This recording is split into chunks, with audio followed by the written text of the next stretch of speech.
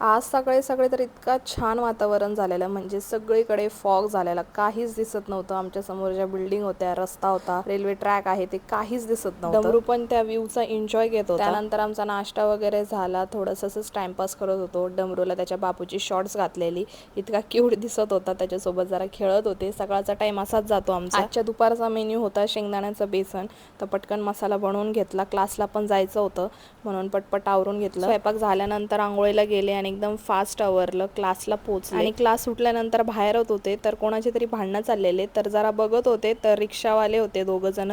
त्यांचं माहीत नाही काहीतरी चाललेलं, तर खूप मोठ्याने ओरडत होते. त्यांनाच बघत होते मी. त्यानंतर घरी आल्यानंतर समजलं की भाकरी पण करायच्या होत्या, तर मम्मी बोलली मी बनवते भाकरी, तू सोयाबीन आणि फ्लावरची भाजी बनव. उमेश येणार होता, तर म्हटलं पटकन बनवून घ्यावं, कारण की मग तो आला की खूप घाई करतो, झाला की नाही माझा डब्बा, झाला की नाही माझा डब्बा, असं करत पटकन स्वयंपाक वगैरे केला. उमेशला डब्बा दिला, तो पण गेला कामाला.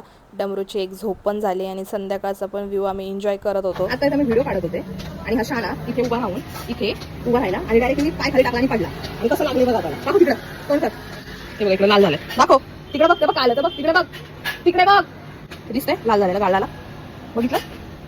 म्हणजे त्याला माझं शेपूटच व्हायचं असतं, मी जिथे जाते त्याला तिथे यायचं. तर असा होता दिवस. भेटूया उद्याच्या व्लॉगमध्ये. काळजी घ्या, बाय.